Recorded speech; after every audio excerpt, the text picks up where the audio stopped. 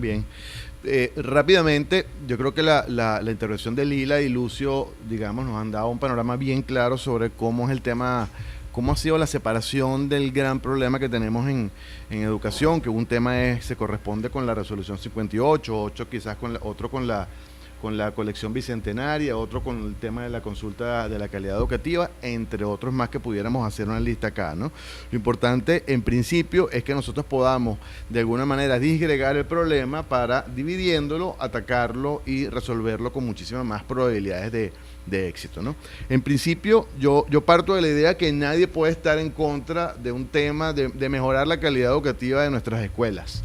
Es algo que no solamente viene desde estos 15 años de gobierno, sino que data, digamos, de nuestros tiempos de universidad, donde preocupados por la calidad de nuestras escuelas, de lo que aprendían nuestros maestros, de lo que aprendían nuestros alumnos y enseñaban nuestros maestros, siempre hemos hecho alguna movida al respecto, ¿no? Tratando de hacer aportes que bien valgan la pena y redunden en beneficio educativo. Entonces, el concepto, conceptualmente hablando, nadie puede estar en contra, al menos algún educador como yo, en contra de que se realice una consulta de esta manera, sobre todo porque en oportunidades hemos dicho que parte de la solución o de la mejora de nuestro país viene dado por la mejora de nuestra educación y de la calidad que nosotros tengamos en esta área.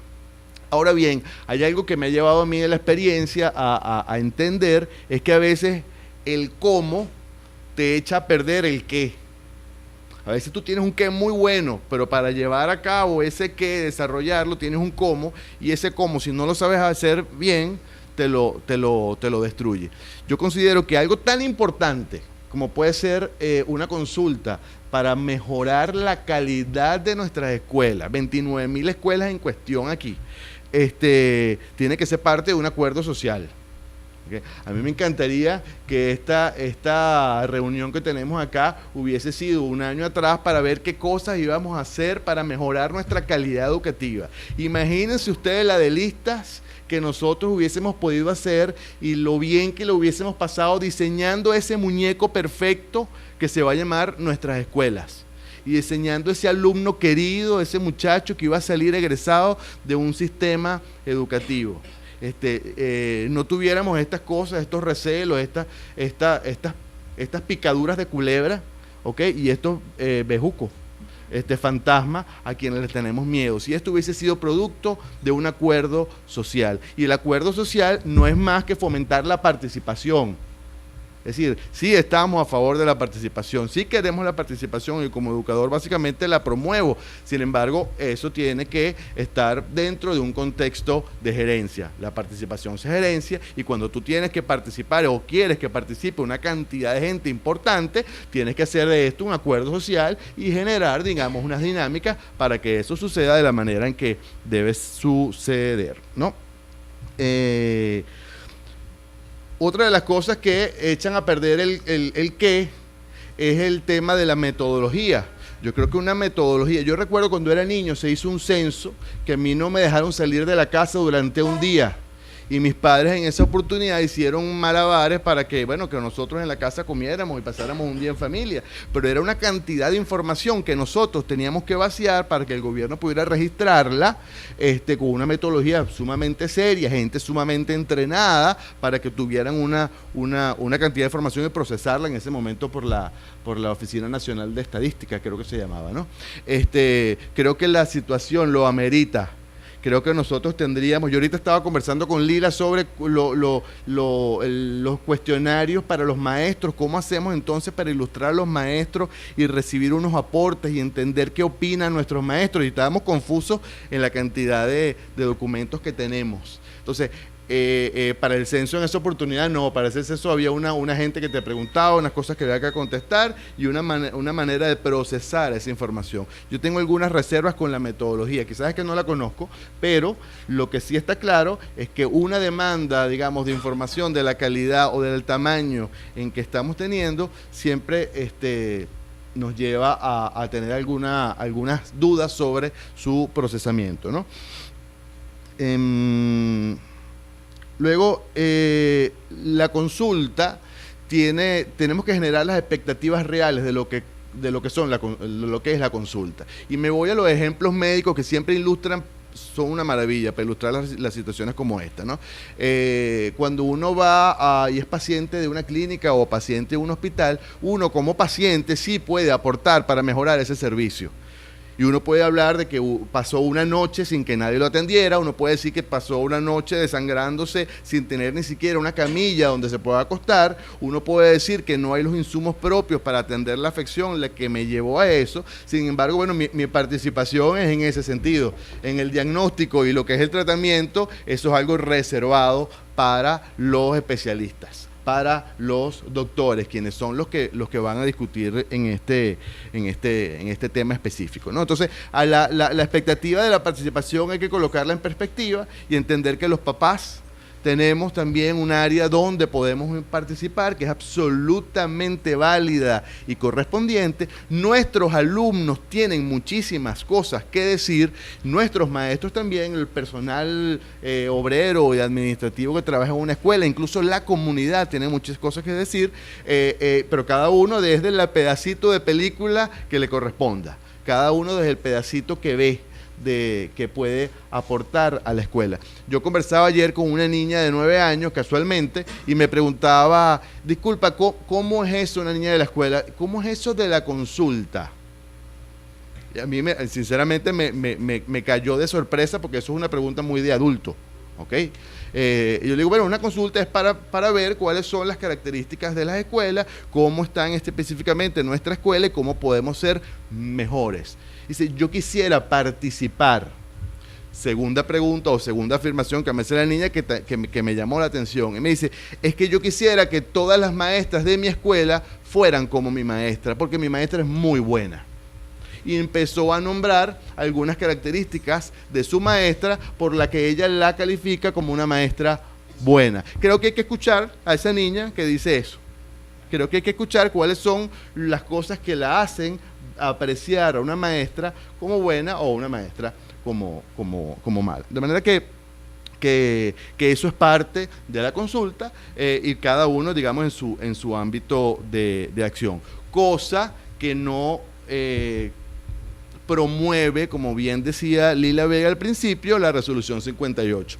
La resolución 58, aparte de estar muy mal escrita, es una mezcla de participaciones anárquicas, en donde al final nadie puede participar, nadie puede hacer un aporte real porque no hay una agenda pedagógica de por medio para todos los involucrados en ese sentido. Otra tercera cosa que a mí me llama la atención con respecto a lo que es el cómo, que nos está echando a perder el qué, es que hay cosas de manera inmediata que ya pudiéramos nosotros ir solventando para mejorar la calidad de nuestras escuelas. Cuando hablamos de infraestructura, y entiendo, Lucio, que la alcaldía de Sucre hace un esfuerzo importante para que las escuelas sean dignas en términos de infraestructura para sus alumnos, y hay otras experiencias similares en Venezuela, hay otras que no se corresponden, que no tienen una infraestructura digna para atender un grupo de muchachos para que aprendan cualquier cosa, donde no hay agua, donde no hay luz, donde no existen bombillos, donde no hay techo. Eso no hay que consultarlo ni preguntarlo, eso simplemente hay que generar una política de mejoramiento de escuela y dedicarle los recursos que eso necesita. A mí me da mucha pena con nuestro país, con nuestra sociedad, cuando veo los aviones volando, que esos aviones que deben costar una cantidad de dinero importante, y yo digo, ¿cuántas escuelas se hubiesen podido arreglar con esos aviones que están volando y con los juguetes bélicos que podemos ver a veces en algunos desfiles, ¿no? No sé cuáles son nuestras prioridades, ¿no? Mi prioridad como maestro siempre va a ser mis alumnos y la atención que podamos brindarle a ellos. Otra cosa que podemos hacer ya y tendríamos que hacer ya para mejorar la calidad educativa sin necesidad de toda esta cosa de la consulta es la cantidad y la calidad de nuestros maestros. Partimos de que el techo de nuestros alumnos, de nuestros niños, de nuestros hijos, es el techo de nuestros maestros. Si nosotros no tenemos maestros y si no tenemos buenos maestros, no podemos tener una escuela de calidad. ¿Ok? partimos también de la idea de que un buen maestro con un mal currículum, con un mal libro, sigue siendo un buen maestro. Pero un mal maestro con un currículum maravilloso y un libro extraordinario también seguirá siendo un mal maestro. Eso no hay que consultarlo, hay que leer experiencias, hay que buscarlo y hay que actuar. En la actualidad tenemos muchas escuelas, sobre todo en el área oficial, donde no hay profesores de matemáticas. ¿Cuál es el futuro de mi alumno, de mi muchachito que está en cuarto año y ni en cuarto ni en tercero pudo ver matemática? Cuando salga a la universidad, Dios quiera que sea alguna de las universidades donde él quiera estudiar? ¿Qué futuro tiene como profesional? Mientras que existan otros colegios u otras experiencias u otras escuelas oficiales donde sí pueden tener esa oportunidad. ¿Qué nivel de productividad y de competencia pueden tener esos muchachos? ¿Y cuál es su futuro? ¿Está haciendo esto quizás una estafa? ¿Quizás está haciendo esto un engaño para ese muchachito? Entonces, esas son cosas que podemos nosotros trabajar ya, y debería ser una política inmediata del Ministerio de Educación para atender a esa realidad, que no puede esperar todo este procesamiento de cosas para decir, no podemos graduar niños sin ver matemática. Eso yo creo que se lo preguntamos a cualquiera, a Lucio o cualquier persona, y nos lo va a explicar con muchísima más claridad, ¿no?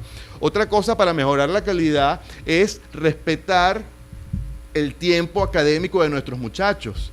Tristemente, como vemos los aviones volando y esos recursos destinados a cosas que no necesariamente redundan en beneficio de la sociedad, vemos que el año pasado, por motivos electorales, en una democracia tan participativa como esta, o tan electoral como esta, suspendimos 28 días de clase.